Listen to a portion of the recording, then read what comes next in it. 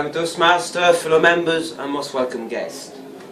Have you ever wondered, maybe while lying on the beach, looking over the waves and far away, what laid out there, beyond the wave, over the horizon?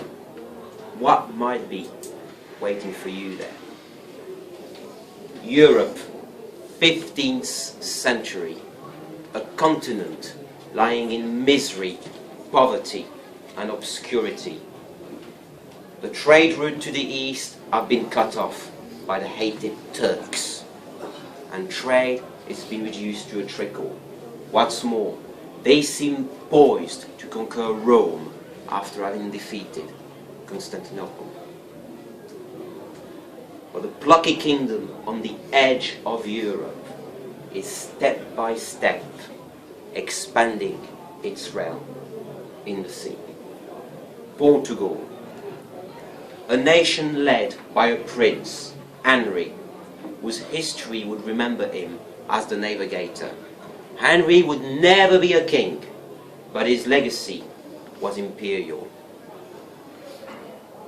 Patiently and carefully, Henry set it out to study the sea, the winds and the wave, but also to investigate where gold coming from Africa, from across the Sahara, where it might be coming from. And at the same time, he orders anyone brave or foolish enough to set sail into the unknown. The knowledge of the time said, out there in the seas lie giant sea snakes that could break ship apart like matches.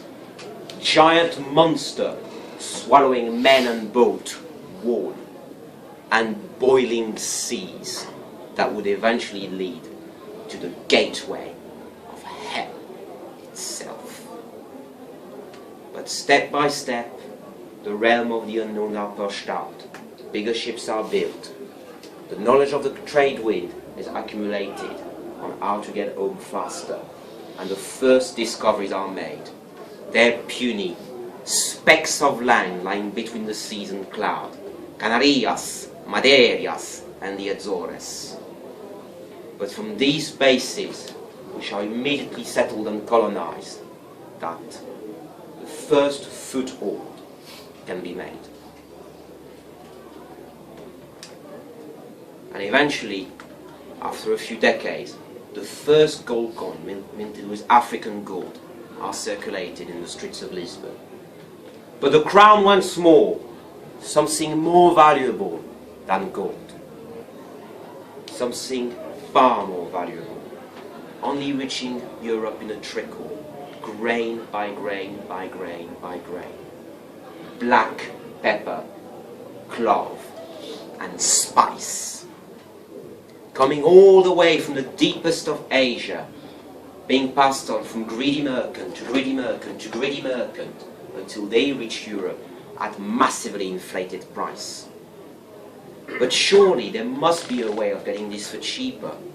Can we not establish direct sea route to the deepest of Asia that would be safe from the hated Turks? And so, someone from Portugal sets out to do the impossible. His name, Vasco da Gama, is ordered by the crown to set out there. Picture the scene of the harbour where his expedition is leaving. 4 ships and 170 men. Picture the wives, the sister, the brothers, the girlfriend, the sweetheart, wondering all one thing: will you ever come back to me one day? Will I ever see you again? The sailors and mariners steel themselves for a long and uncertain journey ahead, and their family brace themselves for months or maybe a year of uncertain wait. The expedition sets sails, stopping in Madeira en route. After 5 months, they round the Cape of Good Hope, and Vasco da Gama becomes the first European captain to sail in the Indian Ocean. As they reach the coast of East Africa, they resort to piracy to sustain themselves. Desperate for help, Vasco da Gama, very Christian man, passed himself off as a Muslim trader in Mombasa to gain some guidance. But he's rebuffed away. Eventually, with a bit of luck, in a place called Malindi, they find an Indian pilot that knows local seas. And a year after leaving Lisbon, Vasco da Gama and his men arrive in Calicut, immediately greeted by the Nawab of Calicut. Elaborate pageantry follows, while the men establish a factory, Fetoria, to buy spice to bring back home. But the king of Calicut wants to be paid, and asks Vasco da Gama to respect the local law and pay him, as any local merchant should, in gold and silver. Da Gama has got neither. And eventually, angered by the king's demand, he sets sail for home, taking some prisoners in his wake and bombarding Calicut. They set sail against the monsoon wind. The crossing back to Malindi takes 4 months. Half of the men are sick with scurvy. The other half dies en route. After a few weeks of repairs and reprovisioning, they set sail again. The Cape of Good Hope, rounded. And eventually, 2 years after leaving, they arrive back in Lisbon. They've made it. The first European to ever reach India. The King of Portugal is very pleased. Only 2 ships came back and 50 men, but their hold are filled to the brim with valuable spice that will sell markets of Lisbon and Western Europe for 60 times the cost of the initial expedition. 60 times. Immediately, the Gama is ordered to go back and sand with a larger armada. In the meantime, somewhere on the seas, a lookout screams, "Tierra! Tierra! Tierra!" Christopher Columbus thinks he's reached Asia, but he's just discovered America. The plucky kingdom of Spain and Portugal have opened the gateway of the ocean, and they will be reaping the rewards. The gamble took off.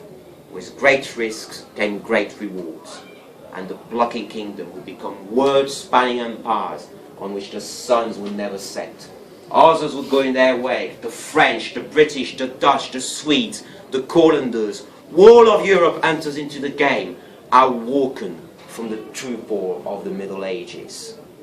The West is here, and they're there to make their mark on the world.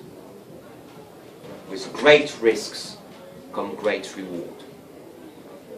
And the next time you stand gazing at the seas, remember this, that with great seems come great reward, and lift your gaze upwards to the stars and look at them. For beyond the stars, to the infinity and beyond, there lie new empires, yet to be discovered, yet to be built. To infinity and beyond is our destiny for this century. To infinity and beyond.